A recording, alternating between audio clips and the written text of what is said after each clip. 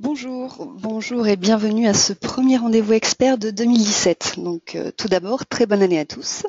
Il est maintenant 14h30 et c'est l'heure de commencer cette session.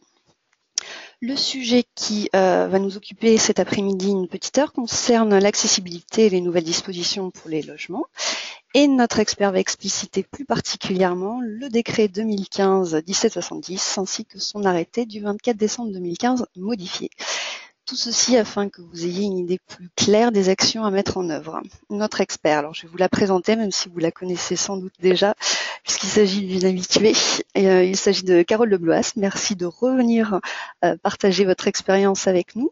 Donc, rapidement, je rappelle que vous êtes ingénieur matériaux et spécialiste second œuvre au sein de la direction technique construction du groupe Caliconsult et que vous participez depuis 2006 à la mise en place de nouvelles règles d'accessibilité en qualité de référente technique du groupe. Vous pouvez préciser ou revenir sur certaines choses si mes fiches ne sont pas à jour. Une dernière chose donc avant de laisser la parole à notre expert, je vous rappelle que c'est une session interactive, donc si vous souhaitez poser vos questions, vous n'hésitez pas à utiliser la fenêtre de chat qui se trouve sur la droite de votre écran et qui porte le libellé de questions. Donc n'hésitez pas à communiquer avec nous par ce biais-là. Je vais vérifier que les derniers participants sont en train de se connecter ou se sont bien connectés. Oui, apparemment, tout est bon. Donc, je vais laisser la parole à Carole Lebloas pour ce premier rendez-vous expert de 2017.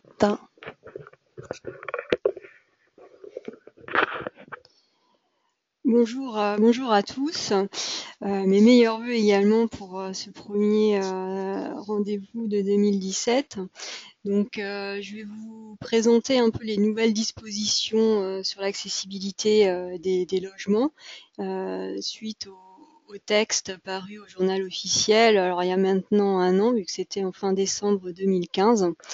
Mais bon, ça permet de se les remémorer par cette présentation. Voilà.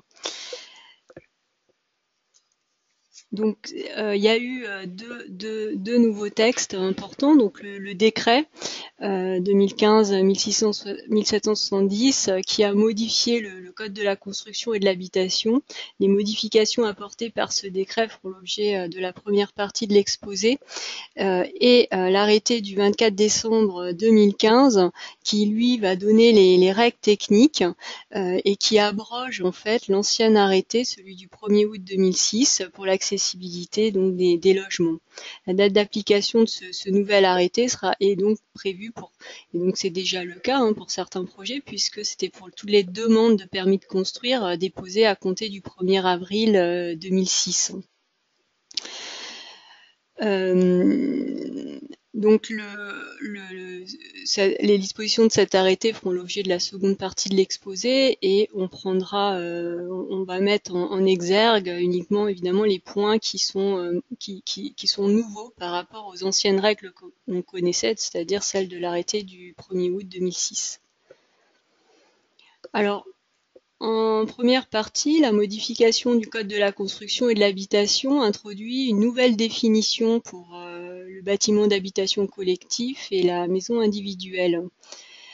Ça fait l'objet en fait de beaucoup de demandes qui avaient été émises dès la parution des premiers textes en 2006 et notamment de la difficulté pour rendre accessibles les petits collectifs en bande quand vous aviez un logement au rez-de-chaussée, un logement au premier étage. Donc cette nouvelle définition permet justement de prendre en compte ce cas, ce qu'on appelle le logement intermédiaire. Donc ce sera applicable pour toutes les demandes de permis de construire qui seront déposées à compter du 28 décembre 2015. Et donc vous voyez que la notion avant, on disait qu'un bâtiment d'habitation collectif répondait bien à cette définition lorsque on avait plus de 2 logements superposés et des parties communes bâties et desservants qui existaient. Là, cette dernière notion a été supprimée, donc on reste plus que sur la notion de plus de 2 logements superposés, mais se rajoute à ça en fait la partie du CCH traitant des maisons individuelles qui va indiquer que si on a deux logements superposés, donc un au rez-de-chaussée et un au R+1, et que ou si un ou plusieurs des logements, donc si on a un logement au R+1 et en dessous un local autre que du logement, ça peut être un petit commerce, un ERP, donc des bureaux, code du travail, ou même un parc de stationnement. Là, je vois que Marie manque la photo. Il y a eu peut-être un petit problème. Toujours pour vous dire que voilà, le cas qui est illustré sur la gauche, donc deux logements superposés, donc on considérait que ça répondait pas à la définition du bâtiment d'habitation collective, puisqu'on n'avait que deux logements superposés et pas plus de deux logements superposés, et de ce fait, c'était des maisons, c'était considéré comme des maisons individuelles, et comme toute maison individuelle devait être accessible, eh bien, ça imposait à cette extrémité de desservir le logement du haut par un ascenseur. Donc maintenant, ce cas de figure-là est toujours considéré comme de la maison individuelle, mais avec la particularité que le CCH indique pour ce cas très spécifique que la desserte par un ascenseur n'est plus obligatoire. Donc, si ça permet d'intégrer le logement intermédiaire de façon plus sereine dans la réglementation accessibilité. Alors pour ce logement, donc là vous avez un résumé des différents cas, hein, donc soit deux logements qui se superposent, soit des logements superposés à des commerces, des bureaux ou à un parc de stationnement. Donc l'ascenseur n'est plus obligatoire. Sauf à l'exception évidemment si un logement est superposé de son garage.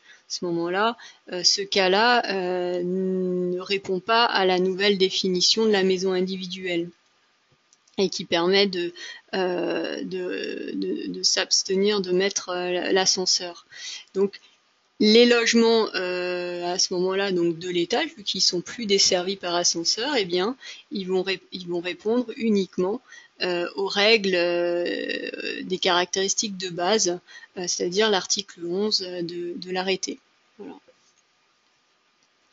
Avec la particularité également qu'on a possibilité de mettre la porte palière du logement superposé du premier étage, soit en haut, soit en bas de l'escalier.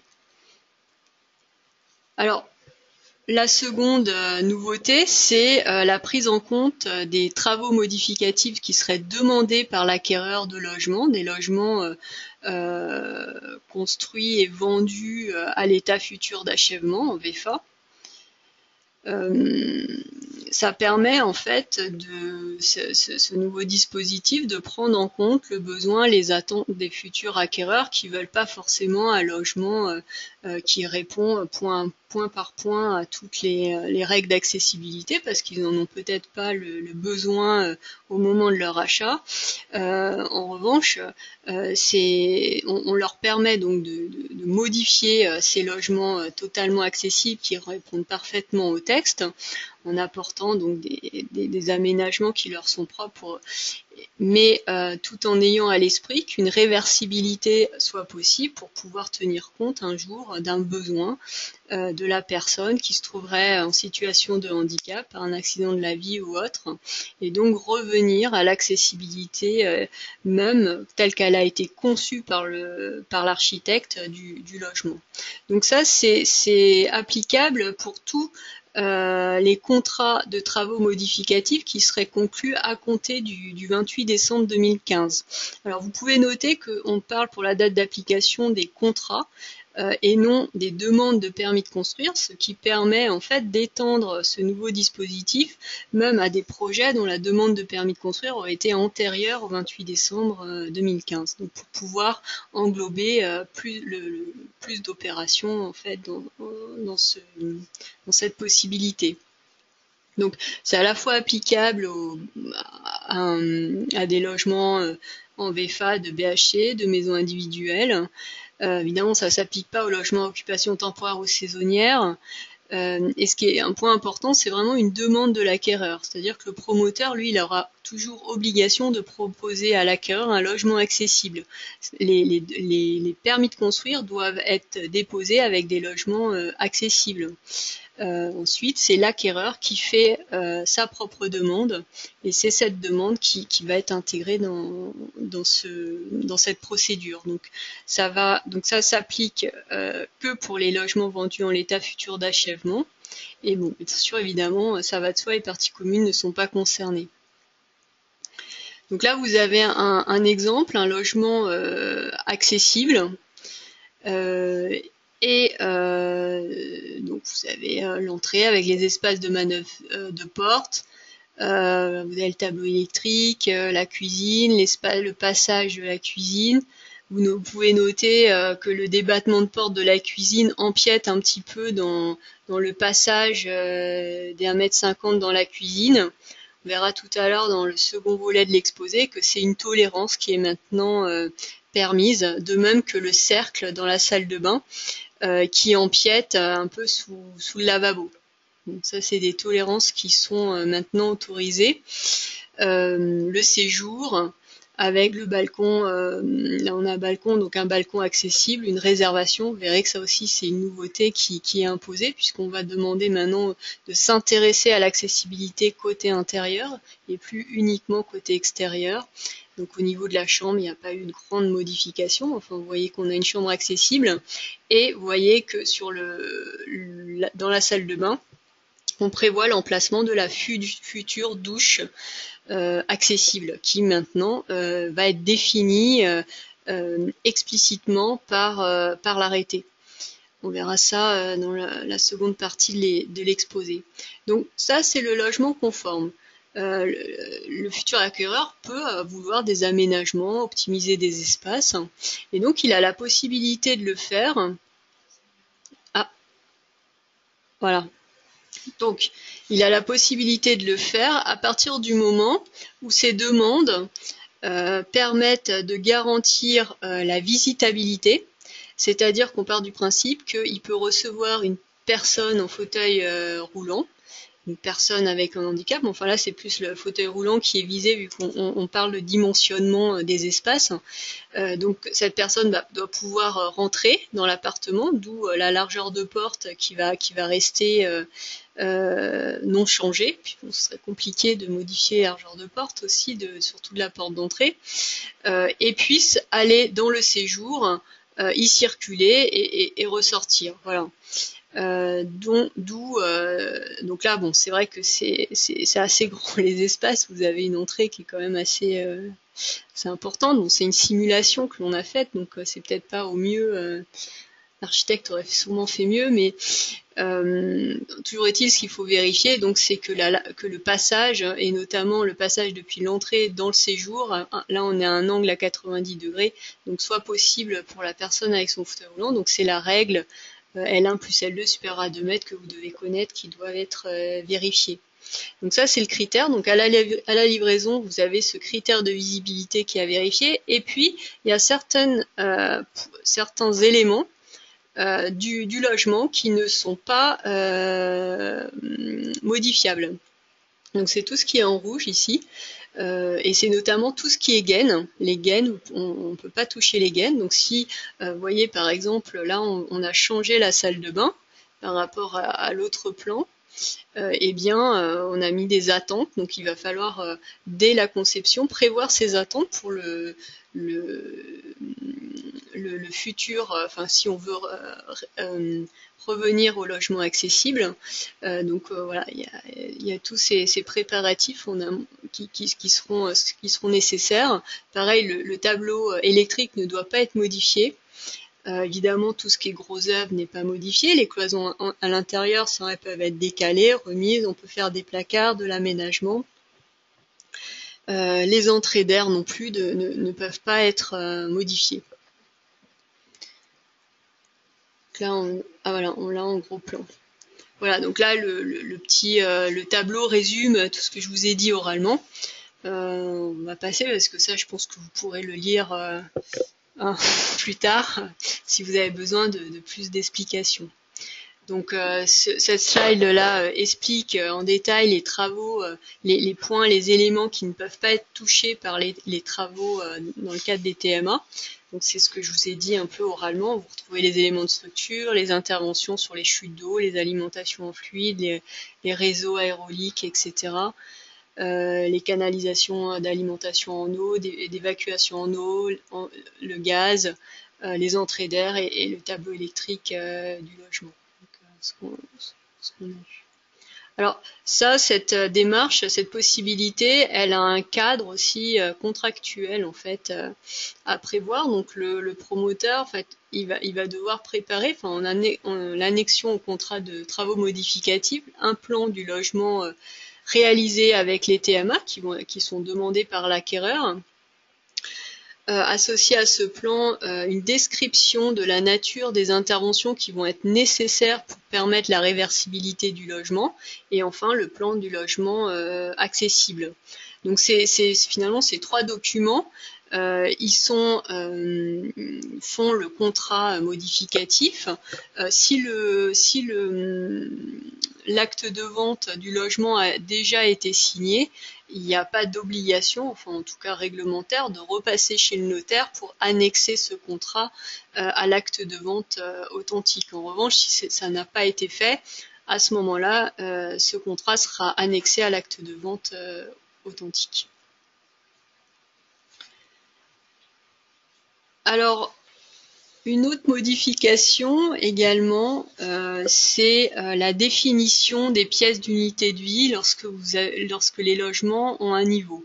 Donc ça concerne les logements dans un bâtiment d'habitation collectif avec un étage, des duplex par exemple, ou des maisons individuelles qui auraient un étage.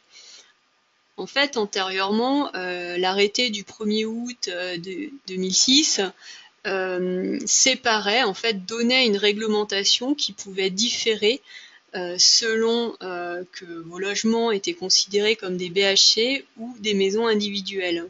Là, une des grandes volontés de modification de ces textes, c'était aussi d'homogénéiser les règles techniques pour tous les logements, qu'ils soient situés dans un BHC ou qu'ils soient une maison.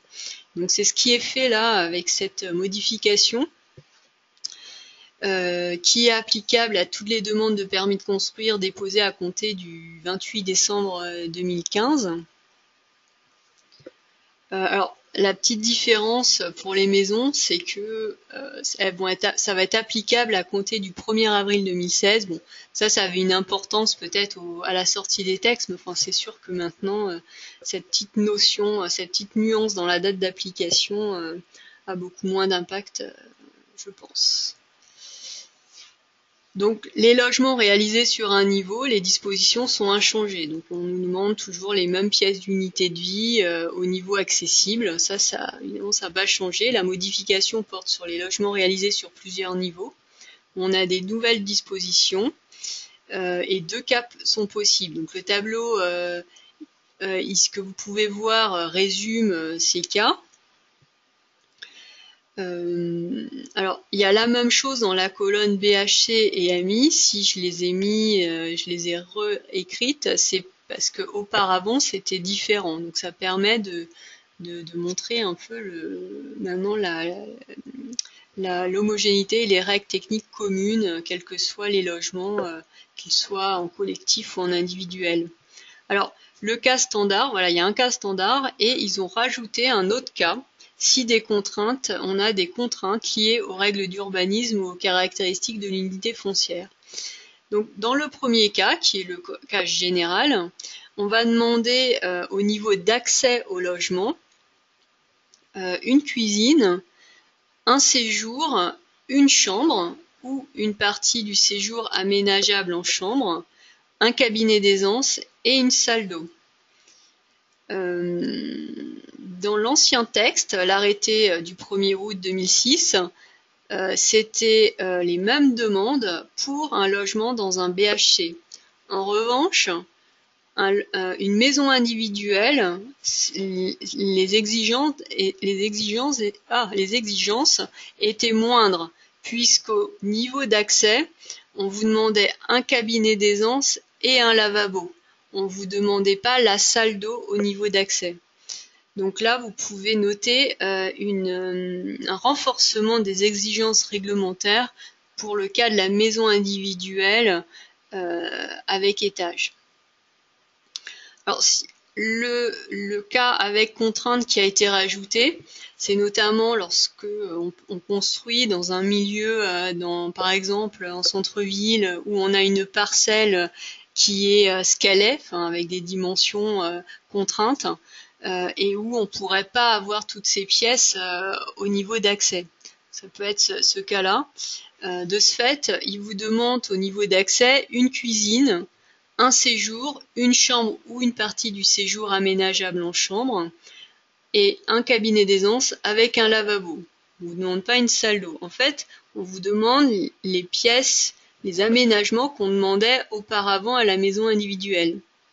Mais on vous demande en complément qu'on puisse un jour accéder à l'étage si jamais on a un handicap, on se retrouve en fauteuil roulant, donc on puisse transformer la maison pour qu'elle soit toujours habitable. Et de ce fait, on va demander une réservation pour installer un élévateur vertical, ce qui permet d'aller à l'étage. Et donc, à cet étage, il faut y trouver une chambre accessible et une salle d'eau accessible. Voilà. Donc, c'est une contrainte, mais on répartit sur les deux niveaux les aménagements accessibles. Voilà. Alors, quelques exemples pour mieux comprendre. Donc là, on a le cas de la maison en R+1 et on a, vous voyez, demande de permis de construire avant le 1er avril 2016, c'est-à-dire ancienne règle. Donc, le plan du rez-de-chaussée, vous voyez, on prévoit la cuisine accessible, un séjour suffisamment vaste pour pouvoir aménager une chambre, et là, on a un WC avec un lavabo. À l'étage, on n'a rien, on n'a pas de pièce d'unité de vie qui est exigible. Donc voilà ce qui était demandé. Avec la nouvelle réglementation, ah oui, c'est le même. Avec la nouvelle réglementation, cas général, on voit que toujours la cuisine, idem pour le séjour. Et au niveau d'accès, on va vous demander donc la salle d'eau avec le WC accessible. Donc là, on a mis une douche, un WC avec son espace d'usage et avec le cercle, évidemment, et avec possibilité d'aménager une douche accessible aussi, puisque c'est aussi une nouvelle exigence. Donc voilà, donc là on répond à la nouvelle réglementation en cas général. Et on a, donc là vous voyez mieux les espaces. Et si on a des contraintes, donc on est sur le même plan que le plan qu'on a vu en premier.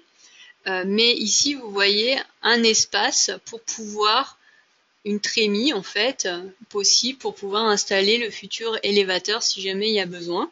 Et dès la livraison, du coup, on se retrouve avec une salle de bain à l'étage accessible et une chambre qui puisse être accessible. Donc c'est sûr que voilà, c'est une façon différente de prévoir les espaces qui peut aussi, cette solution avec contrainte finalement, ne pas être toujours très simple à prévoir. Ça nécessite quand même pas mal d'espace, quoi. Alors une autre procédure qui a été introduite, ce sont les règles équivalentes, ou plutôt dit solutions à effet équivalent. Alors, c'est applicable à toutes les demandes de permis de construire qui seront déposées à compter du 28 décembre 2015. Alors, l'objectif, c'est lorsque un maître d'ouvrage ou un architecte, puisque c'est lui qui va concevoir un peu le projet, prévoit a une solution innovante à mettre en œuvre qui diffère des règles techniques écrites dans l'arrêté du 24 décembre 2015 qu'on va voir tout à l'heure. Eh ben, on va pas le bloquer, on va lui permettre en fait de faire état de cette disposition. Et pour cela, il va devoir tout de même justifier que l'objectif en fait indiqué dans l'arrêté est bien rempli par cet équipement, par exemple un équipement qui va remplacer une solution constructive ou autre, ou une solution dimensionnelle, en fait un aménagement qui permet tout à fait à la personne d'obtenir l'accessibilité, mais qui diffère quelque peu des règles techniques écrites par l'arrêté. Donc il va devoir faire valider sa solution par les services compétents. Donc pour cela, le maître d'ouvrage il va devoir faire une demande d'accord. Alors c'est pas forcément une demande qui se fait en même temps que le permis de construire. On peut la faire en même temps que le permis de construire. Il n'y a pas de formulaire CERFA spécifique pour cette demande. Ça peut être fait par courriel. Et en fait, c'est un document où on va justifier que la solution équivalente proposée satisfait bien aux objectifs de l'accessibilité. Donc on va le justifier avec des plans, avec la notice technique de l'équipement si c'est un équipement, etc. On va transmettre ça à la préfecture, au préfet qui va consulter la commission d'accessibilité avant le début des travaux. Et il donne un avis dans les 3 mois suite à la réception de la demande. Et à défaut de réponse, on a un accord, dans les 3 mois, on a un accord tacite quoi, sur cette demande. Alors, maintenant qu'on va passer à la seconde partie de l'exposé, qui est donc a pour but de me présenter les règles techniques de l'arrêté du 24 décembre 2015. Je rappelle qu'il a abrogé l'arrêté du 1er août 2006 qui est donné toutes les règles techniques pour la construction neuve. Et donc il est applicable pour toutes les demandes de permis de construire à compter du 1er avril 2016.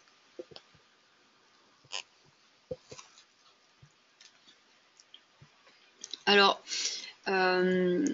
l'objectif de ces modifications, il y en avait plusieurs, c'était déjà de prendre en compte les travaux de concertation qui ont été faits en 2014 et qui ont donné par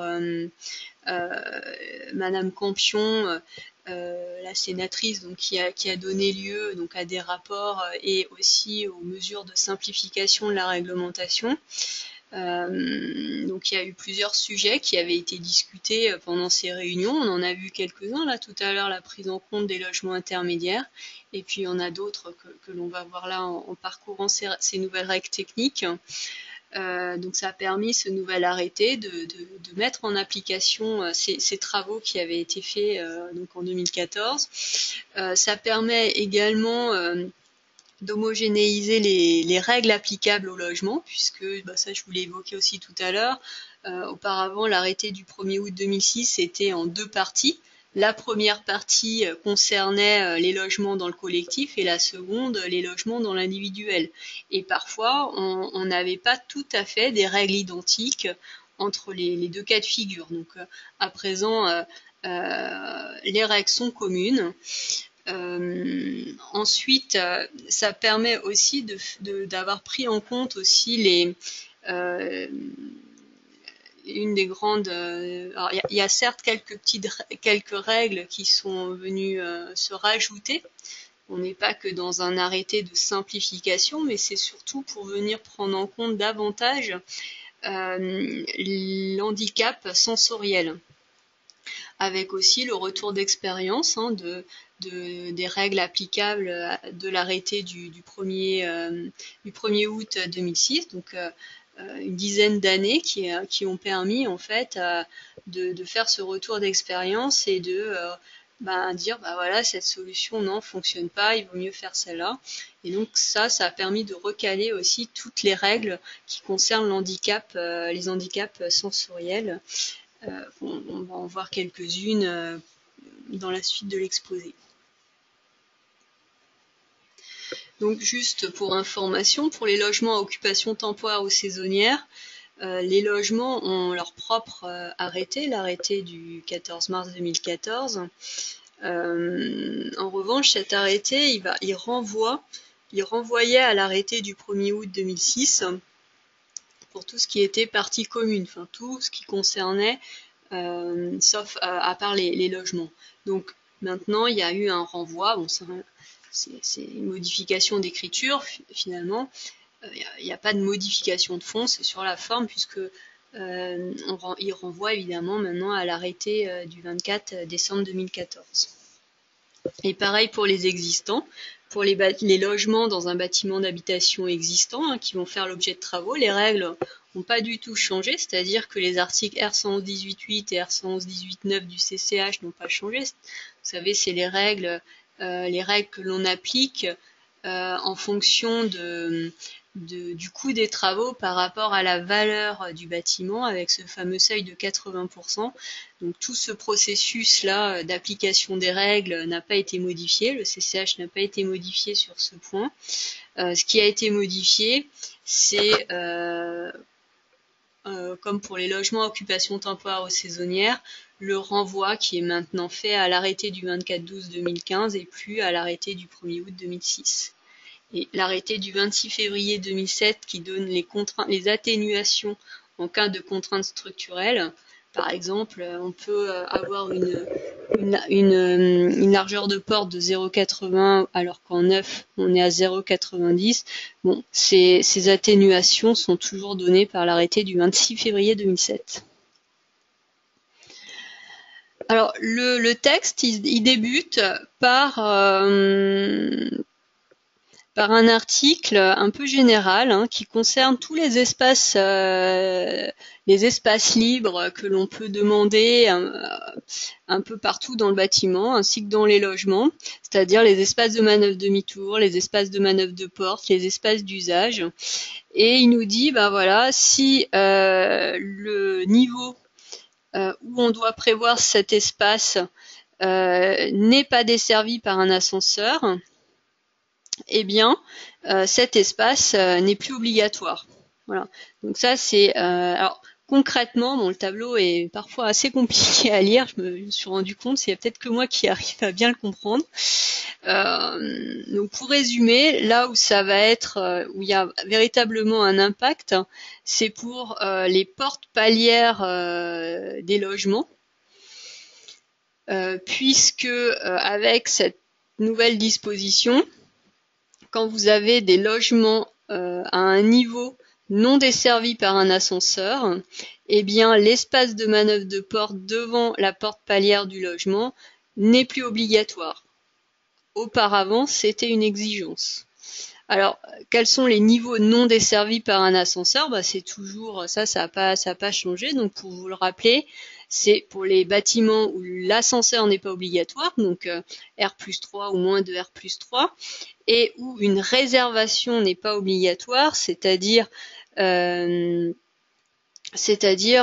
lorsque l'ascenseur déjà n'est pas obligatoire et quand il y a moins de 15 logements en étage.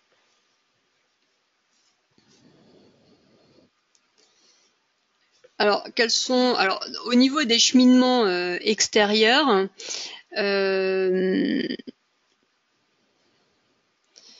vous avez donc toujours pareil, quand il est impossible de faire des pentes puisque vous avez des terrains en très forte pente, etc. On a toujours donc la possibilité d'avoir une place de stationnement adaptée et de la relier à proximité du bâtiment et de la relier par un cheminement accessible. Donc ça peut être à l'entrée du bâtiment, ça peut être au niveau des locaux collectifs si jamais ils sont pas dans le même bâtiment. Donc pour tous les aménagements, en fait, les lieux, les locaux destinés aux habitants des logements. Alors avec la petite différence également où avant on parlait de limite de parcelle et maintenant de voie de desserte. Autre point au niveau des rampes, le texte est maintenant explicite. Aucun ressaut en bas et en haut de la rampe, c'est-à-dire le raccordement de la partie inclinée sur la partie horizontale.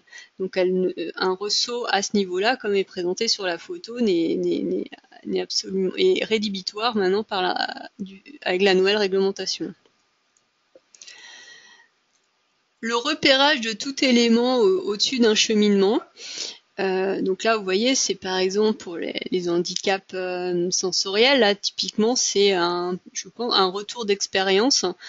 Auparavant, on nous disait qu'on pouvait mettre une surépaisseur en fait au sol pour repérer un obstacle qui faisait porte-à-faux sur le cheminement.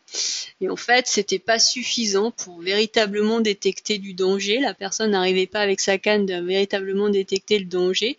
Et donc, il est maintenant prescrit de prévoir des dispositifs de détection. Alors, selon la hauteur de l'obstacle, on va en demander 2 ou un seul. Alors, si on reprend dans l'ordre, si l'obstacle est au-dessus de 2,20 m en hauteur du cheminement, bon là on considère qu'il n'y a pas de danger de heurter l'obstacle et donc rien n'est exigé. S'il est entre 2,20 m et 1,40 m, il est considéré qu'il peut y avoir un risque. De ce fait, 2 dispositifs de détection sont demandés. Un entre 75 et 90 cm du sol et le second entre 15 cm et 40 cm du sol. Ça permet avec sa canne, si vous voulez, quand il va avancer, de pouvoir, vous voyez, quand il va être, alors je sais pas si on voit quand avec la souris, on voit. Donc quand il va arriver ici avec sa canne, vous voyez, là il va buter contre le dispositif et lui il sera toujours assez en recul par rapport à l'obstacle et donc il pourra contourner l'obstacle sans le heurter. Voilà, c'est l'objectif de ces dispositifs. Et si le dispositif est inférieur à 1,40 m, ça peut être par exemple une poubelle, vous voyez, avec un arceau. Eh bien, à ce moment-là, on va demander, si l'obstacle est à moins d'1,40 m, pardonnez-moi, là on va demander un seul dispositif de détection entre 15 et 40 cm.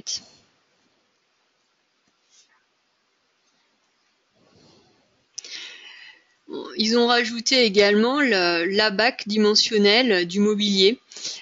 Cet ABAC, vous le retrouviez en fait dans le texte relatif à l'accessibilité de la voirie, des espaces publics. L'objectif en fait c'est d'éviter d'avoir des bornes basses et par exemple les bornes rondes qu'on pouvait voir auparavant puisque elles peuvent être accidentogènes même par quelqu'un qui est un peu distraite, qui marche, ne voit pas forcément l'obstacle et peut trébucher. Donc l'objectif là c'est plus c'est fin, plus ça doit être haut, puisque vous voyez ici à un diamètre de 6 cm, c'est les poteaux où on retrouve en voirie publique. On est à 1,10 m, ils doivent être à 1,10 m de haut, au moins. Donc plus on va augmenter en largeur ou en diamètre, vous voyez, comme ici, 21 cm, on va demander au moins 60 cm de haut. Donc là, on voit que la limite basse, c'est 50 cm de haut. Donc pour 50 cm, on doit être au moins 28 cm de diamètre. Voilà comment se lit cet ABAC. Donc ça, c'est tous les poteaux qu'on peut rencontrer, parce que les cheminements extérieurs, bien sûr, du bâtiment sont concernés par la réglementation. Donc ça peut être des dispositifs qu'on peut retrouver sur ces cheminements extérieurs. Alors, les ruptures de niveau bordant le cheminement. Maintenant, la hauteur pour mettre un dispositif de protection contre les chutes passe à 0,25 m, alors qu'auparavant, on était à 0,40 comme pour le RP. Donc maintenant, c'est un peu plus... voilà, on considère qu'il peut déjà à 0,40 avoir un danger. Si on n'est pas prévenu, on a un risque de chute qui peut être sévère. et on peut vraiment se blesser, ça se comprend. Donc la valeur a été abaissée à 0,25. Un repérage, le repérage des éléments architecturaux dans le bâtiment, toujours pour faciliter l'orientation des personnes. Donc là, ce qui est demandé, c'est que toutes les portes dans les parties communes, je parle pas dans les logements, bien sûr, hein, je parle dans les parties communes, doivent, alors la porte ou son encadrement, avoir une couleur contrastée par rapport à l'environnement, ainsi que la poignée. Le repérage des appartements, donc avec une signalétique bien visible. Là, ce qui a été rajouté, c'est qu'elle ne doit pas être trop haute finalement. Elle doit être un peu en relief pour qu'une personne puisse repérer de quel appartement il s'agit au toucher. Donc vu que c'est repéré au toucher, donc ça ne doit pas être trop haut pour pouvoir atteindre la signalétique et en même temps en relief pour pouvoir détecter les numéros qui sont indiqués par exemple. Le stationnement automobile. Alors, la première nouveauté, et ça c'est un allègement, puisqu'on nous demandait, on avait une demande d'avoir un cheminement accessible depuis les places de stationnement à l'entrée principale du bâtiment. Donc ça c'est toujours le cas. Mais on nous demandait de respecter intégralement l'article des cheminements accessibles. Et dans cet article, on avait une disposition pour le guidage au sol des personnes malvoyantes. Donc là, maintenant, il a été enlevé, cette obligation a été enlevée pour le cheminement entre les places de stationnement accessibles et le bâtiment. Donc là, c'est un allègement. Là, pareil, le cheminement horizontal au moins sur 1,40 m a été supprimé entre la place et le cheminement. Alors, ce qui a été précisé en revanche, c'est la localisation de la place de stationnement dans le cadre d'une maison individuelle. Donc, ce qu'on vous dit, c'est que s'il est prévu des places pour les maisons, hein, s'il n'en est pas prévu, il n'en est pas prévu, mais enfin, s'il est prévu des places pour les maisons, donc elle est de préférence dans le garage s'il est prévu un garage, ou alors devant la maison, sur la parcelle, ou alors, si c'est pas possible, c'est une place commune à plusieurs maisons. Et on nous disait, en fait, on nous donne pas un pourcentage de places communes, mais on nous donne en fait une distance entre la maison et la place qui va finalement donner le nombre de places nécessaires en fonction de l'étendue du projet. Et donc c'était cette distance à 30 mètres. Ce qui n'était pas très clair auparavant, c'était d'où on prenait ces 30 mètres. Et là, le texte nous dit depuis la parcelle privative de la maison. Voilà. Donc la notion privative a été rajoutée pour éclairer en fait cette exigence. Alors l'accès au bâtiment, ce qui a été surtout rajouté, hein, c'est les repérages architecturaux, la signalétique, toujours pareil, du dispositif du contrôle d'accès, du numéro du bâtiment. Voilà, toujours un souci en fait que les personnes puissent repérer, sachent où elles vont de façon assez simple, quoi, sans se poser trop de questions. Faciliter l'accès. Alors dans le logement, on a alors l'appareil d'interphonie, donc ça c'était toujours. Là, ils ont précisé que le système devait acheminer l'image. Alors ça peut être si dans le logement il est prévu un combiné à la livraison, donc là il doit avoir un écran vidéo et une boucle magnétique. Ce qui a été rajouté aussi, c'est que la boucle magnétique devait être conforme donc soit à la norme qui est indiquée ici, soit à une annexe qui est dans l'arrêté. On n'avait pas ces précisions-là. Sinon présent, c'est au choix de l'occupant, mais dans ce cas, il faudra quand même veiller à la conception, pendant l'exécution, à avoir un système d'acheminement de l'image depuis la platine de rue jusque dans chaque appartement. Là, toujours, vous retrouvez de la signalétique à tous les paliers d'ascenseur. On va nous demander une signalisation en relief qu'on puisse détecter au toucher, comme pour les appartements tout à l'heure. Pour les escaliers, il y a eu des adaptations. qui font suite aussi au retour d'expérience. Ça pouvait être un peu compliqué parfois de traiter les escaliers. Donc on a toujours les 1,20 m entre mains courantes. Et la particularité pour les escaliers hélicoïdaux qui font l'objet maintenant d'un cas spécifique, si le diamètre du fût est inférieur à 40 cm, ce qui est assez courant en fait en habitation, on nous demande une seule main courante. À ce moment-là, la main courante à mettre, c'est celle qui est sur la paroi extérieure. Donc là, on prendra les 1 m entre la main courante et le fût, quoi. Il y a à rajouter également pour les escaliers assez larges, comme par exemple les escaliers extérieurs, la possibilité de regrouper les 2 mains courantes au milieu de l'escalier. Alors toujours pour les escaliers hélicoïdaux, ce qui était assez difficile évidemment, c'était l'exigence qui disait que il fallait un prolongement de la main courante d'environ 28 cm, la largeur du giron, en bas et en haut de l'escalier. Donc autant sur la main courante extérieure c'était possible, autant sur la main courante intérieure c'était vraiment pas aisé. Donc si le diamètre du fût est inférieur à 40 cm, on a vu qu'elle n'était pas exigible, donc il n'y a plus de sujet.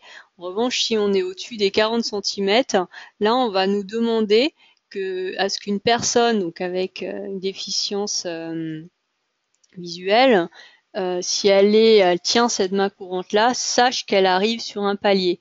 Donc pour cela, de mettre un relief en fait sur la main courante en amont du palier qui lui permet de détecter qu'elle va arriver voilà, sur un palier.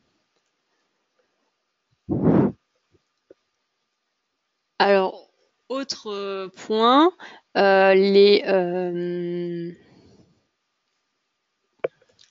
oui, la main courante qui est demandée continue au niveau des paliers. Dans ce cas-là, en fait, le dispositif d'éveil de vigilance ne sera pas exigé sur le palier intermédiaire. Si la main courante n'est pas continue, donc c'est-à-dire qu'elle va s'arrêter, là on va la prolonger du giron. Donc ici, sur tout le reste du palier, il n'y aura pas la main courante extérieure. À ce moment-là, le texte demande à ce qu'il y ait le dispositif d'éveil à la vigilante sur le palier intermédiaire. Il faut savoir que dans ces escaliers, c'est quand même pour les gens beaucoup plus aisé, beaucoup plus facile d'avoir cette main courante qui constitue un guide en fait, que d'avoir ces dispositifs d'éveil, surtout que souvent ils sont au milieu des escaliers quand on a ce type de palier. Et bon, voilà, c'est moins efficace quoi. Alors justement, l'efficacité des dispositifs d'éveil à vigilance, surtout dans les escaliers encloisonnés, on n'était pas très toujours optimisé, hein, enfin très efficace. Donc parce que on les mettait à 50, on doit les mettre à 50 cm du nez de marche. Bien souvent, ça arrivait au milieu de palier. Donc du coup là, pour être plus efficace, donc ça aussi ça fait l'objet de beaucoup de discussions lors des réunions de concertation.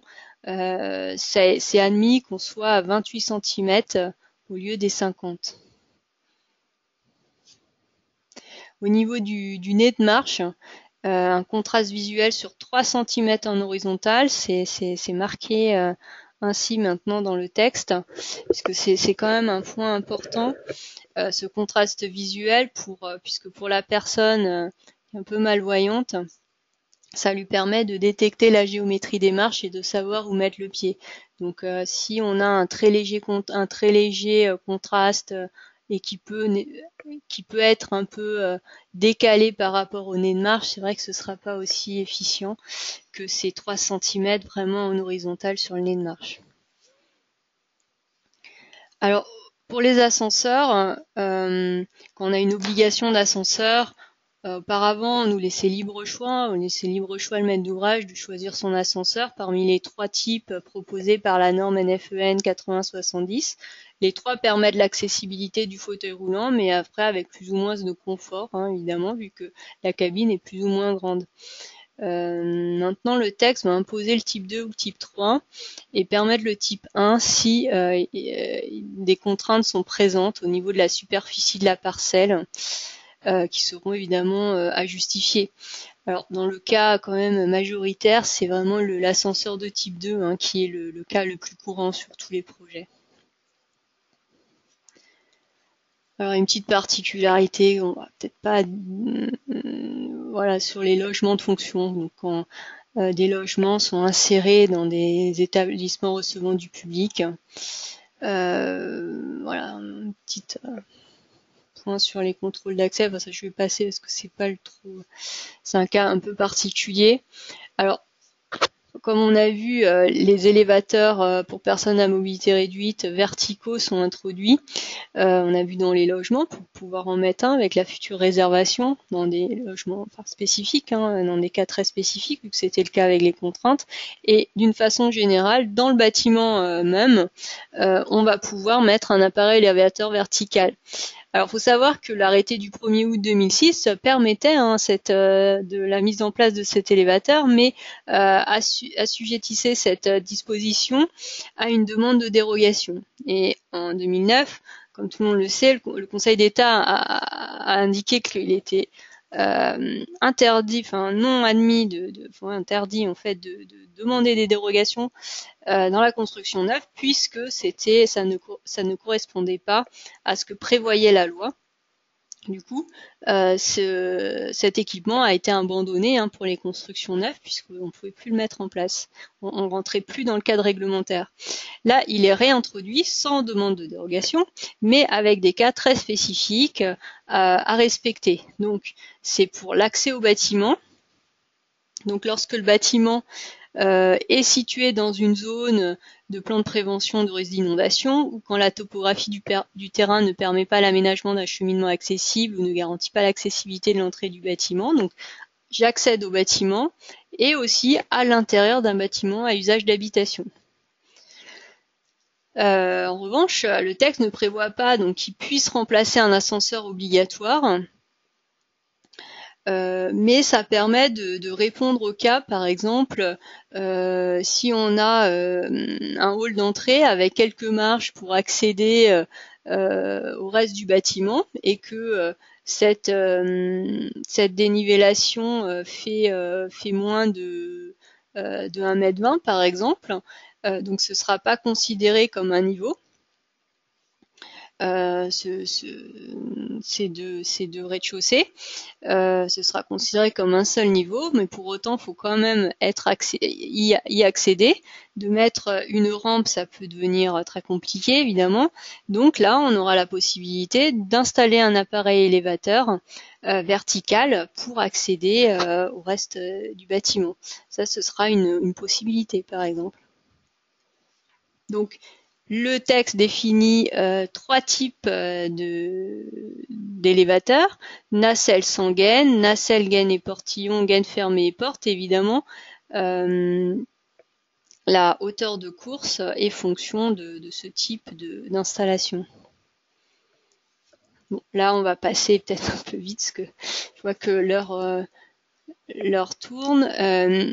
Vous pourrez voir ça. Donc là, c'est un résumé, le tableau des dispositions spécifiques auxquelles doit répondre l'élévateur selon la hauteur de course.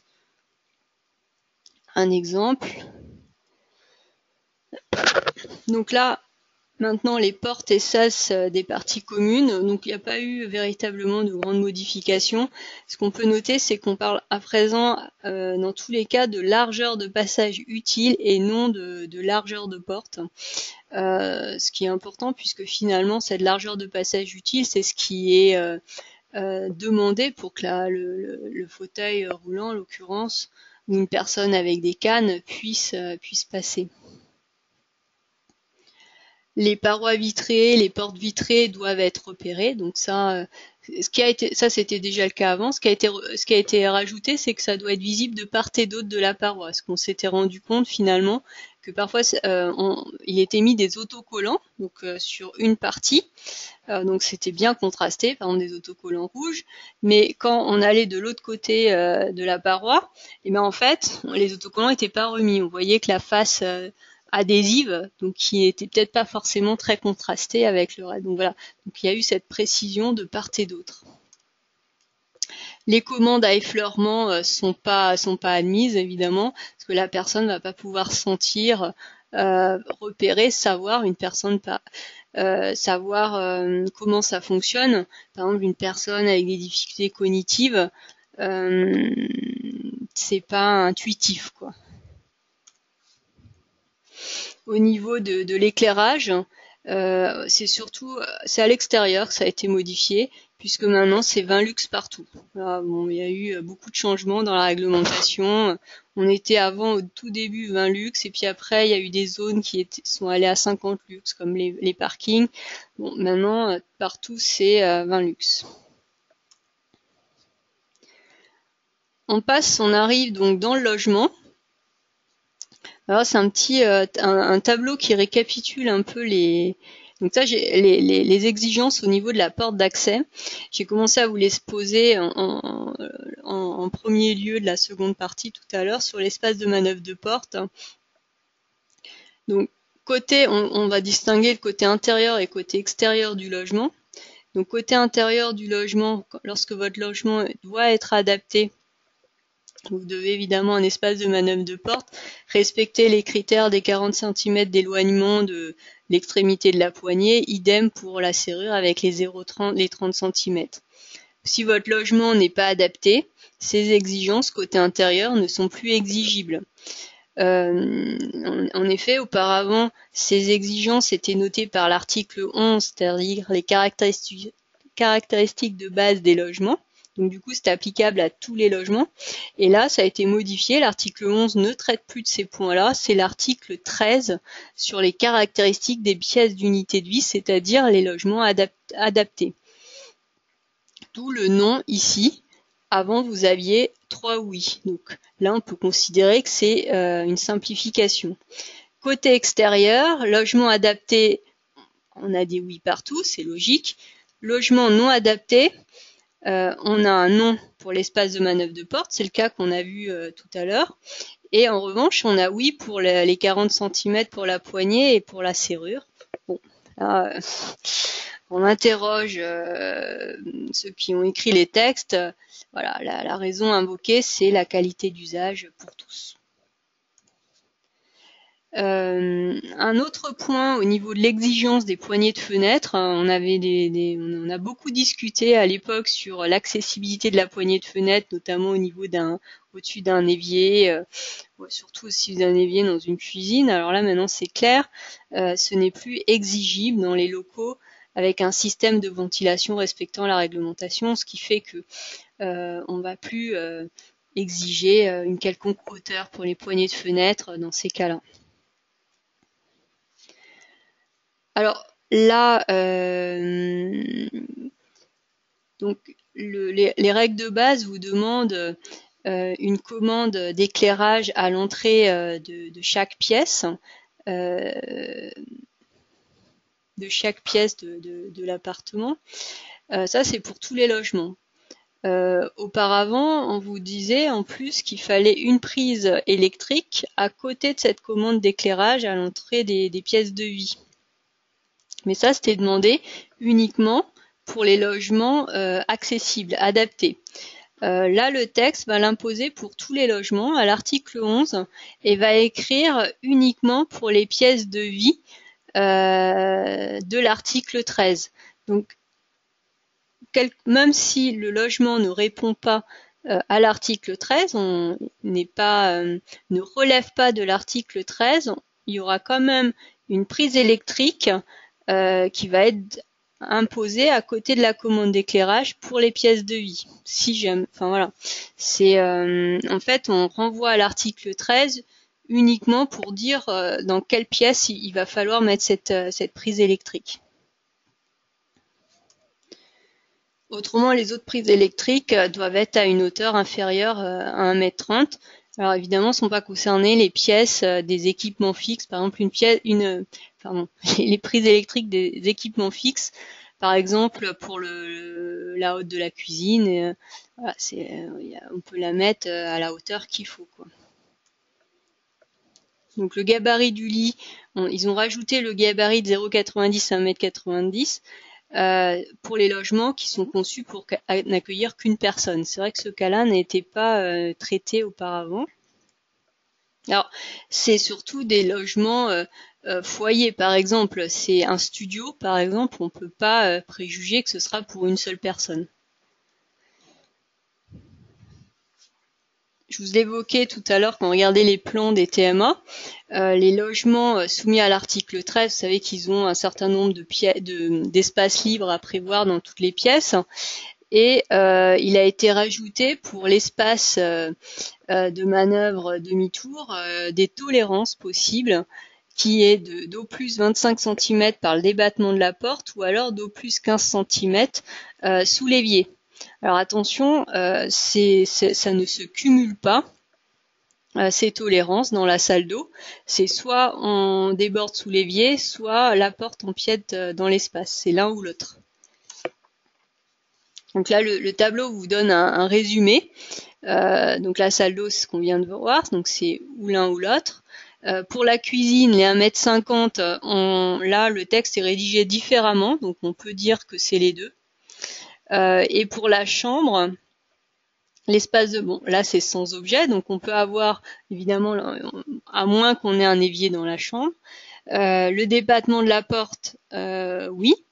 Et on a une nouveauté, c'est qu'on nous permet le passage libre sur les côtés du lit.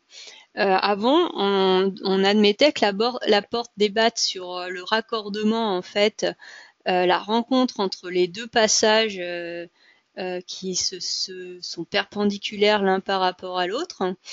Et là, le texte introduit la possibilité que la porte empiète sur un des passages, mais à ce moment-là, il faut vérifier que le passage du fauteuil roulant reste toujours possible. Donc ça nécessite d'avoir au moins 1,20 m de passage sur les grands côtés du lit. Donc bon, c'est une configuration un peu spécifique. Donc si on passe au balcon, comme je vous disais tout à l'heure,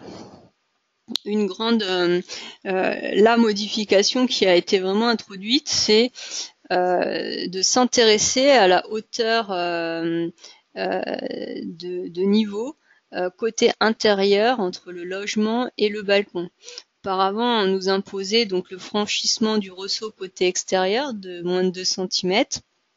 Donc ça y est toujours.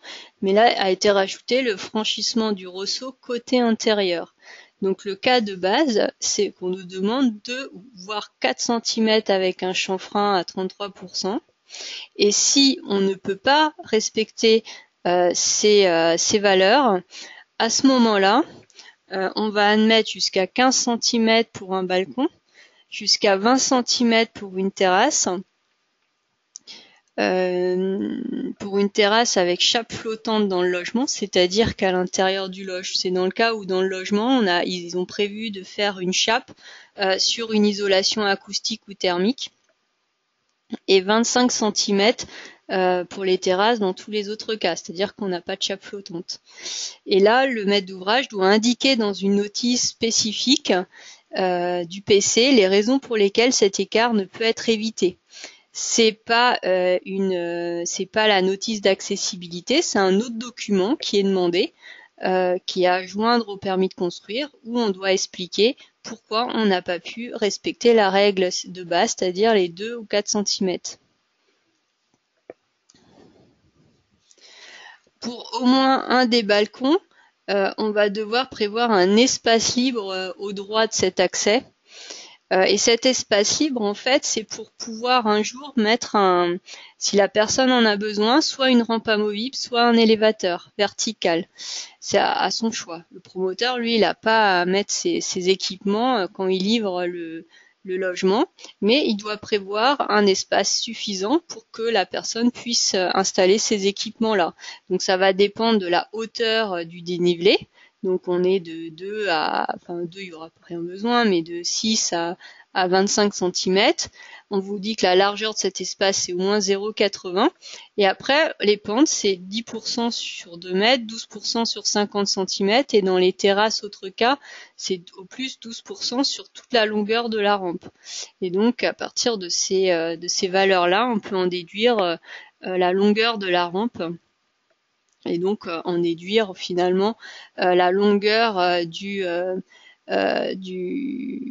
l'espace de la réservation, de l'espace libre qui est à prévoir.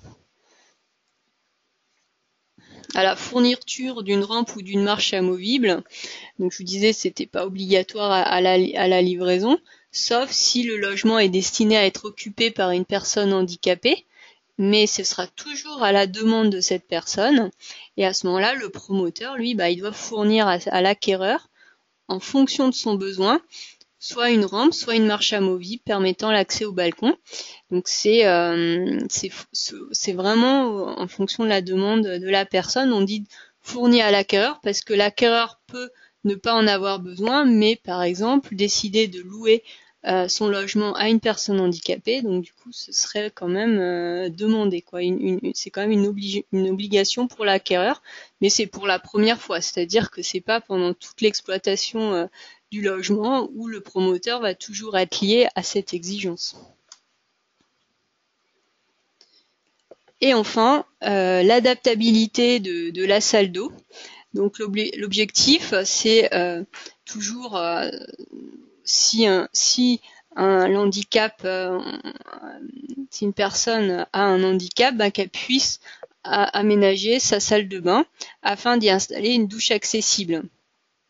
Alors, si elle peut être installée dès l'origine, mais on peut très bien à la livraison avoir une salle de bain avec un receveur qui fait 15 cm de haut. Enfin, là, il y a aucun problème sur ce point, mais il faut que la salle de bain, dans son volume initial, avec réintégration possible des cabinets d'aisance, on doit pouvoir tout revoir, tout réaménager pour avoir une douche accessible et sans modifier les organes d'évacuation des eaux usées, donc sans toucher aux canalisations. Donc, comme pour les TMA tout à l'heure, c'est un point qui doit s'anticiper quand même au niveau de la conception, puisqu'en exécution, on va devoir prévoir toutes les attentes nécessaires pour faire les piquages. Voilà. Donc, ce que je vous disais, obligation à la livraison d'un espace libre. Donc, le diamètre de 1,50 m, cet espace est toujours obligatoire. Sauf dans le cas, si on reboucle avec ce qu'on a vu tout à l'heure, où l'acquéreur ferait une demande de modification. Et à ce moment-là, on peut ne pas avoir l'espace libre à la livraison de 1,50 m de diamètre, oui. Pour l'aménagement ultérieur possible, l'espace douche, c'est-à-dire l'espace qui va être mouillé ou qui va recevoir toutes les projections d'eau, etc. Donc c'est un rectangle de 1,20 m sur 0,90 sur une hauteur de 1,80 m. Après, dedans, on fait soit une douche, on peut prévoir une douche à l'italienne, soit on peut mettre un receveur extra plat d'une dimension différente. Mais l'espace mouillé, et donc ça a des conséquences sur les dispositions constructives au niveau second œuvre et notamment au niveau de l'étanchéité, doit être prévu, considérer en fait cette zone de 1,20 m sur 0,90. L'accès à cet espace douche, il y a un espace d'usage de 1,30 m par 0,80 m qui doit être situé au droit de son côté le plus grand, donc parallèlement au 1,20 m de long. Le receveur de douche, s'il y en a un, le ressaut doit être limité pour accès en toute sécurité. Donc si on reprend en fait les exigences qu'on connaît, c'est ou 2 cm ou 4 cm avec chanfrein et une robinetterie accessible. Donc les dispositions, vous auriez de l'eau s'il vous plaît, parce que en position assise ou debout avec des commandes entre 0,90 et 1,30 m. Une robinetterie, donc ça c'est pas obligatoire, mais c'est recommandé qu'on puisse la mettre la commande à plus de 0,40 cm d'un angle rentrant de paroi. Donc voilà les aménagements, enfin ce qu'il faut retenir finalement, c'est la surface qui va être nécessaire pour aménager cette douche accessible. Donc si on récapitule, c'est l'espace douche de 0,90 par 1,20 m et l'espace d'usage parallèle au droit, merci beaucoup, du plus grand côté de l'espace douche, donc ce qui est indiqué en vert de 0,80 par 1,30 m.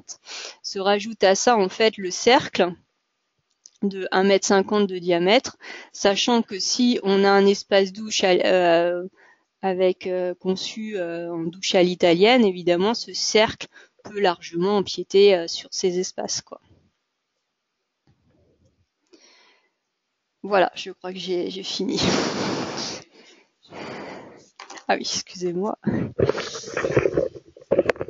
Merci pour cette présentation bien détaillée. Vous avez bien parlé, donc je vous laisse boire votre verre d'eau avant de passer aux questions. Je sais que nous avons reçu juste une question par mail. Je pense qu'elle a été traitée pendant cette présentation, mais n'hésitez pas à demander des précisions si jamais vous en aviez besoin. Nous avons beaucoup de questions. Alors, par rapport aux accès aux diapositives, aux slides de la présentation, c'est une session qui est enregistrée, que donc nous mettrons en ligne sur la chaîne YouTube de Keox, donc il n'y aura pas de problème à ce niveau-là. Alors, une question, comment doit être formulée la demande par le client? Je pense que c'est par rapport... non, mais je pense que la question était relative aux demandes de modification technique.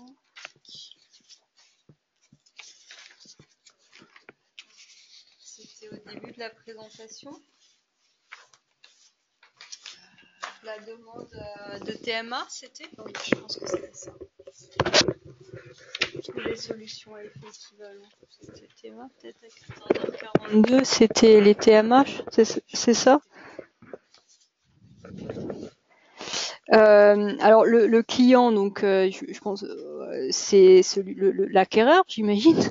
Il doit formuler la demande comme il ferait une demande de TMA classique en fait au promoteur, et le promoteur lui doit conclure un contrat, donc rédiger un contrat de travaux modificatifs acquéreur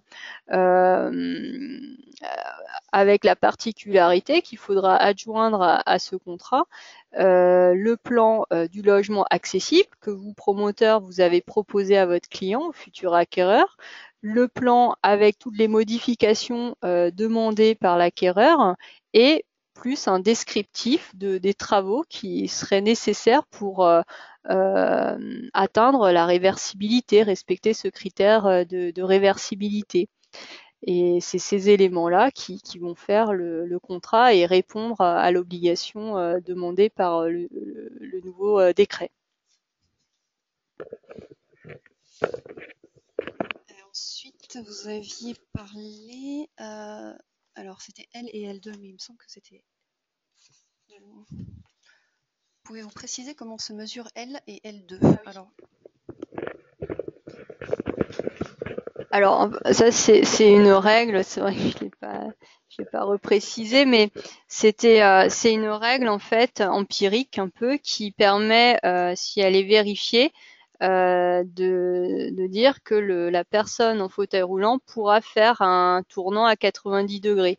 Donc par exemple, si on prend L1, la largeur du couloir où on se trouve, L2, la largeur du couloir qui est perpendiculaire au couloir où on se trouve. Si on fait ce L1 plus L2 supérieur à 2 mètres, sachant que L1 et L2 c'est au moins 0,80. Donc ça veut dire que si on a notre L1 là où on est à 0,80 de large et l'autre circulation qui nous est perpendiculaire à 1,20 m de large, on répond à la règle et on sait que le fauteuil roulant arrivera à faire le tournant à 90 degrés. Comment sont formulées les contraintes de règles d'urbanisme ou d'unité foncière? Donc ça c'est le plan local d'urbanisme en fait. C'est la mairie qui va pouvoir nous renseigner sur ces contraintes. Alors ce qu'on a on a demandé, on a posé la question pour savoir ce qui pourrait être accepté, quel type de contraintes plus précises qui pourront être acceptées par les autorités. On a formulé la question à la DHUP, hein, au ministère ainsi qu'au CEREMA. Pour l'instant, bon, on n'a pas encore eu de réponse très précise. On peut donner quand même quelques exemples, celui que je vous évoquais tout à l'heure, ou l'exemple aussi où sur une parcelle, vous avez, il y a des plans d'urbanisme qui peuvent demander de construire, je sais pas, tant de logements. Bah, si vous construisez des maisons, s'il est prévu d'en construire du coup 10 pour répondre à l'obligation d'urbanisme, bah, du coup, pour chaque logement, vous avez une surface qui est dédiée, enfin qui est fixe, et de ce fait, vous pouvez peut-être pas prévoir tout l'espace, toutes les pièces de vie au même niveau, quoi. Ça peut être dans ce cas de figure-là. Faut savoir qu'il y a le site du ministère de la DHUP, accessibilitébâtiment.fr, qui est en cours de reconstruction. Et on espère que prochainement, justement, ces points un peu imprécis ou pas très explicites de la réglementation vont être éclairés, hein, par ces questions-réponses. Ensuite, une autre question, peut-être un peu pour le décoffrage. Comment laisser une trémie? Alors c'est une réservation en fait qui est faite dans le plancher. Alors évidemment, faut pas que ce soit faut qu'elle soit possible, quoi. Donc faut qu'elle débouche aussi. Vous avez vu tout à l'heure, on a regardé sur les plans. Faut qu'elle débouche dans à la fois qu'on puisse mettre après quand on enlève la réservation, la trémie, au niveau du plancher pour pouvoir installer la plateforme élévatrice et qu'elle puisse à la fois arriver au rez-de-chaussée sur un endroit libre, donc faisant attention aux gaines qui peuvent se trouver dans le logement, et quand on arrive à l'étage, que on puisse aménager un espace, évidemment pouvoir sortir de l'appareil élévateur pour pouvoir accéder aux différentes pièces, quoi. Alors, s'il existe une chambre en rez-de-chaussée d'un duplex ou d'une maison individuelle, faut-il quand même prévoir une réservation pour un élévateur?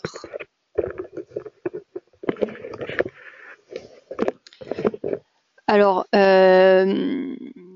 oui, puisque au niveau, donc là, dans votre cas, vous avez la chambre au rez-de-chaussée, donc très bien, mais vous n'avez pas la salle d'eau. Si vous avez la salle d'eau, du coup, pas de problème puisque vous vous retrouvez dans le cas sans contrainte, en fait, le cas général. Mais s'il n'y a pas de salle d'eau, du coup, vous répondez pas à l'objectif réglementaire, quoi. Puisque je rappelle que la grande nouveauté, c'est que pour les maisons maintenant, il faut la salle de bain, une salle de bain accessible. Alors, peut-on superposer l'espace d'usage douche avec l'espace libre dans le cas d'une douche à l'italienne?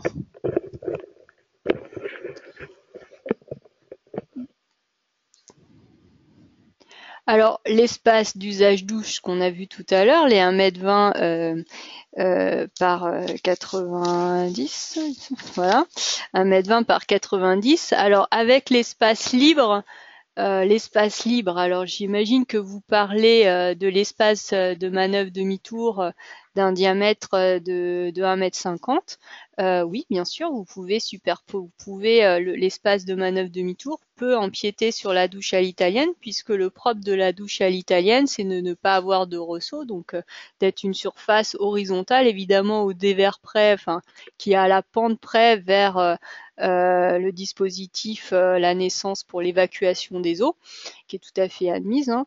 Donc là, oui, il y a pas de problème. L'espace de manœuvre demi-tour peut empiéter sur l'espace douche dès lors que c'est évidemment une douche à l'italienne. Alors, on attaque des questions un peu plus longues.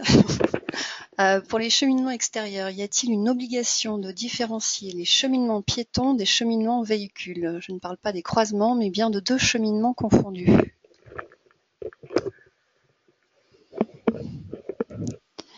Alors non, là vous êtes. Après, ça dépend de la façon dont est conçu vos espaces extérieurs. On peut distinguer les espaces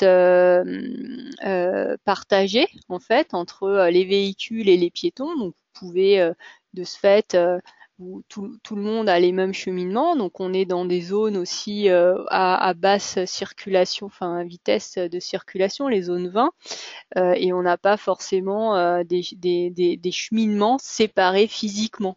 D'ailleurs, quand on est dans ce cas-là, les croisements entre les cheminements, il n'y en a pas puisque c'est des cheminements communs. En revanche, ce qu'il faut faire attention, c'est quand on a des cheminements bien séparés physiquement entre les véhicules et les piétons, et en même temps, on fait du commun. Là, il faut faire attention parce que du coup, il faut bien alerter à la fois les automobilistes et les piétons qu'on va rentrer en zone de conflit, quoi. Mais non, ça dépend véritablement du projet que vous faites. Voilà, et voilà, c'est pas une obligation en tant que telle. Un cas précis. Maintenant, alors, cas d'un bâtiment existant, 4 niveaux de logement, plus un niveau de cave et un niveau en grenier, donc pas d'obligation d'ascenseur, plus pas de logement PMR dans le bâtiment, l'ascenseur installé doit-il desservir les caves et greniers? Vraiment une question assez détaillée, alors que je relise exactement. Donc là, vous avez rez-de-chaussée à R+3, plus un niveau de cave, ok, un niveau de grenier, séchoir. Alors je sais pas trop ce que c'est. Bon, j'imagine que c'est pas pour les habitants. Donc comme vous dites, effectivement, il n'y a pas d'obligation d'ascenseur puisque c'est à partir de R+4 où on va imposer R+4 comportant des logements où on va imposer l'obligation d'ascenseur. Donc là, pas d'obligation. Pas de logement PMR dans le bâtiment. Alors ça, c'est uniquement si vous n'avez pas de logement au rez-de-chaussée, parce que si jamais vous avez des logements au rez-de-chaussée, évidemment, ces logements devront répondre aussi à l'article 13 aux pièces d'unité de vie. Et là, vous nous dites, l'ascenseur installé doit-il desservir les caves et greniers? Alors, l'ascenseur, alors si vous choisissez d'installer un ascenseur, donc ça peut être un choix, à ce moment-là, il va devoir desservir tous les niveaux, parce que vous avez un article dans l'arrêté qui vous dit que un ascenseur dans un bâtiment doit desservir l'ensemble des niveaux. Donc, et si les logements sont desservis par un ascenseur, de ce fait, vous rendez obligatoire l'obligation des pièces d'unité de vie dans ces logements. Si je vais aller un peu plus loin dans votre question, si vous décidez de pas mettre, si la question c'est véritablement est-ce que je peux ne pas installer un ascenseur dans ce cas de figure, la réponse est oui, dans le sens où si les caves, si vous n'avez pas de logement au rez-de-chaussée, donc vous n'avez pas de logement accessible comme vous le dites, et donc du coup il n'y a pas de cave pour les logements accessibles. Voilà. Donc, on n'est pas obligé de desservir les caves par ascenseur. Si jamais il y avait des logements au rez-de-chaussée, à ce moment-là, il faudrait prévoir des celliers pour les logements du rez-de-chaussée et ça permettrait d'éviter d'installer un ascenseur pour desservir le niveau où il y a des caves. Ne souhaite pas desservir les caves, hein.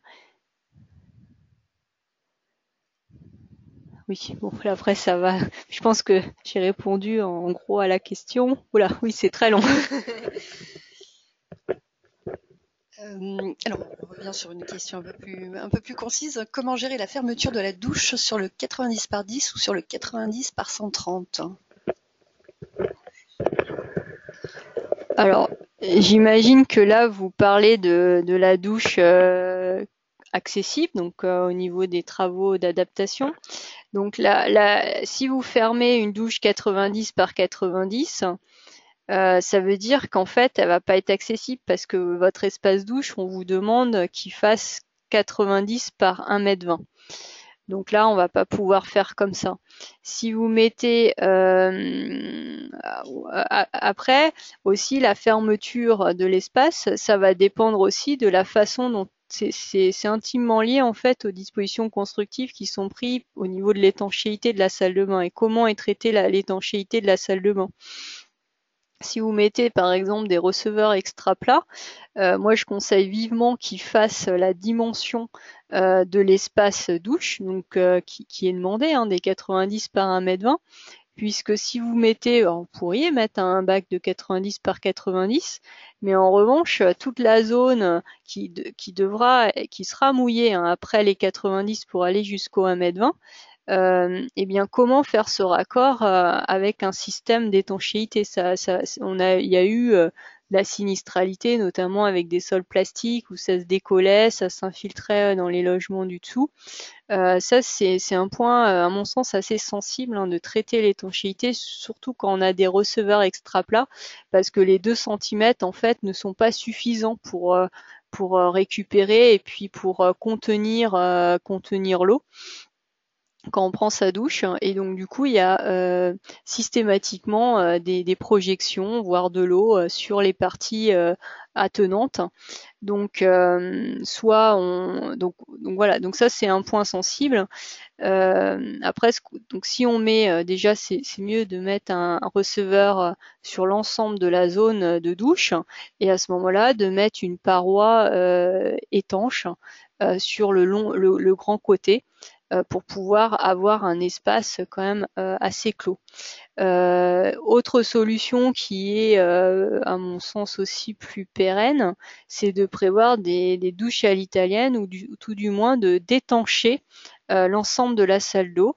Donc ça, il faut l'avoir prévu en conception, hein, pour avoir la réservation nécessaire. Mais avec les chapes qui sont flottantes, qui sont souvent mises maintenant dans les logements, on arrive à avoir des réservations suffisantes. Et on peut allier là, puisqu'il y a des procédés qui sont sous avis technique maintenant, où on peut allier à la fois les caractéristiques, les exigences, contraintes acoustiques et à la fois étanchéité, puisqu'il y a des procédés d'étanchéité de plancher intermédiaire et notamment pour les salles de bain qui peuvent être mis sur des chapes flottantes avec une sous-couche acoustique, un SCAM, hein, à 5 mm. Donc c'est maintenant des procédés qui sont évalués par le CSTB. Donc, et là, pour le coup, on a une étanchéité globale et on assure évidemment la pérennité et on limite les risques d'infiltration, hein, pour le logement du dessous. Alors, on a beaucoup de questions, j'espère qu'on aura le temps de les passer toutes, mais on prend quand même la prochaine. Est-ce que vous pourriez revenir rapidement sur les TMA, travaux modificatifs acquéreurs, une petite définition rapide? Alors, les travaux modificatifs acquéreurs, TMA, c'est des demandes qui peuvent être faites par un acquéreur auprès du promoteur. Le promoteur a obligation de proposer un logement totalement accessible, hein, qui correspond point par point aux exigences réglementaires, mais l'acquéreur, pour mieux coller à son besoin, peut vouloir réduire un peu sa chambre pour avoir par exemple un séjour plus vaste. Et donc maintenant, le nouveau texte lui donne cette possibilité de demander à son promoteur, voilà, moi j'aimerais changer ces aménagements dans mon futur logement. Le promoteur peut accéder à sa demande en concluant avec lui un contrat. Et dans ce contrat, va comprendre le plan du logement accessible, le plan du logement avec les travaux demandés par l'acquéreur et un descriptif des travaux qui seraient nécessaires pour la réversibilité, pour revenir au logement accessible. Donc, alors, comme on a vu tout à l'heure lors de la présentation, c'est pas n'importe quel type de travaux évidemment qui sont possibles, puisqu'il y a quand même des contraintes, des travaux interdits, et puis deux critères à respecter, la visitabilité du logement et, la réversibilité des travaux. Voilà. Alors, on avait prévu de finir à 16h, mais est-ce que vous avez le temps de rester encore un peu plus ou pas? On peut encore répondre à quelques questions. Alors, on y va rapidement. On revient sur les douches. Est-il possible de faire empiéter le cercle de rotation sur un bac à douche avec bac extra plat? Alors ça c'était introduit par il y avait un guide, en fait, c'était pas réglementaire, il y avait un guide du CSTB qui donnait ces possibilités-là auparavant. Le nouvel arrêté tel qu'il est paru n'a pas repris ces possibilités-là. Cependant, on sait que, puisque on nous avait prouvé la faisabilité par ce guide du CSTB qui avait été commandé par la DHUP, on sait que c'est une possibilité, que ça fonctionne. En revanche, réglementairement, c'est pas dans le texte, quoi. Donc, ce qui est possible, c'est de faire les fameuses solutions à effet équivalente, ce que je vous présentais tout à l'heure. Sachant que bientôt, il y a eu des discussions aussi avec DHUP, il va y avoir des solutions à effet équivalent type que chaque l'architecte, le maître d'ouvrage, pourra solliciter et saura qu'il aura un accord sur ces solutions. Et ce cas-là va véritablement faire partie de ces solutions type. Donc oui, c'est possible avec une petite confirmation administrative, quoi. Mais à mon sens, vous n'aurez pas de problème. Voilà. Et on continue donc toujours sur les espaces douches. Le cercle peut se superposer à l'espace douche de combien? Alors sur le receveur, si l'espace douche c'est le receveur extra plat, on va appliquer les mêmes règles que l'on appliquait auparavant. Donc c'était, il me semble, 20 cm. Si vous avez une douche à l'italienne, vous n'avez pas de limitation spécifique au niveau de la superposition. Je rajoute par rapport à tout à l'heure, c'est une superposition. Si on se superpose, si on empiète le bac à extra plat, du coup, on peut pas aussi cumuler avec les autres chevauchements possibles. Là, cette fois, introduit par la nouvelle réglementation, comme le débattement de porte ou sous l'évier, quoi. Alors, concernant les maisons individuelles, sont exclues celles dont le propriétaire a directement ou par l'intermédiaire d'un professionnel de la construction entrepris la construction ou la réhabilitation pour son propre usage. Point d'interrogation. Alors, sont toujours exclus, hein. Oui, bien sûr, ça n'a pas changé. Donc, les maisons individuelles qui sont construites pour le propre usage de la personne sont toujours en dehors des règles. Alors, une question qui fait référence à l'article R111-18 qui indique que pour les bâtiments d'habitation collectif existants, les volumes nouveaux doivent être accessibles. À quoi correspondent les volumes nouveaux? Si tout est démoli puis reconstruit dans un volume, est-ce un volume nouveau? Ce point réglementaire n'a pas été modifié, en fait, hein. Vous êtes toujours, c'est les règles qu'on appliquait, qui ont été introduites dans le CCH en 2006. Attendez. D'accord, c'est écrit en dessous. Excusez-moi. Donc effectivement, si vous démolissez tout à l'intérieur je sais pas, vous gardez que les planchers, à ce moment-là, vous avez plus vous allez reconstruire. Alors après, ça va dépendre aussi du coût donc là, on est R118.8. Donc là, on est en dessous du seuil des 80%. Donc c'est par exemple, si vous construisez, vous allez faire des nouvelles parties communes. Et avant, il n'y avait pas de partie commune à cet endroit-là. Donc là, vous construisez de nouvelles parties communes.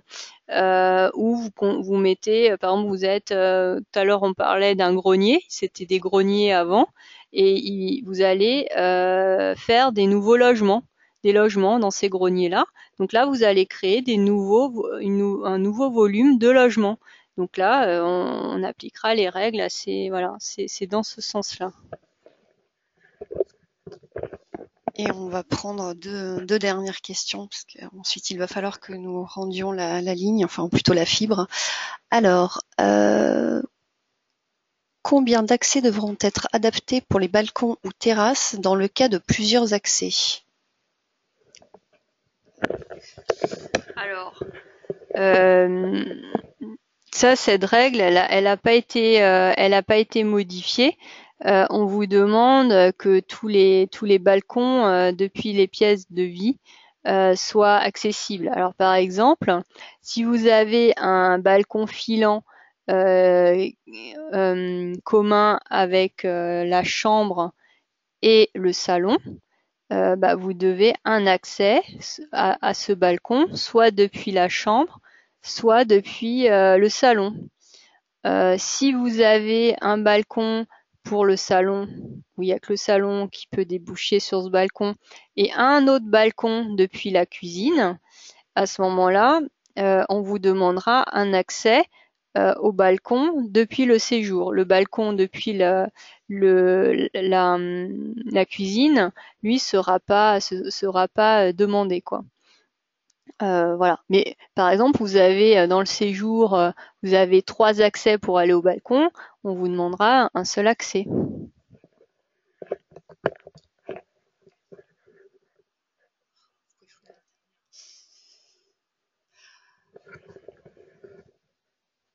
Peut-être sur un sujet qu'on n'a pas trop évoqué, alors. On va laisser le privilège à l'expert de choisir la dernière question. Vous me dites stop. Hein. On va aller un peu à la fin pour voir ce qui est.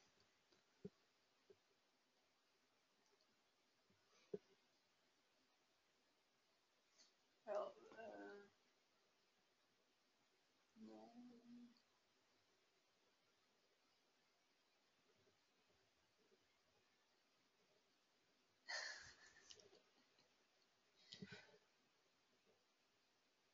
Ah, ça, on y a répondu déjà. Oui, sur la maison individuelle. Ouais.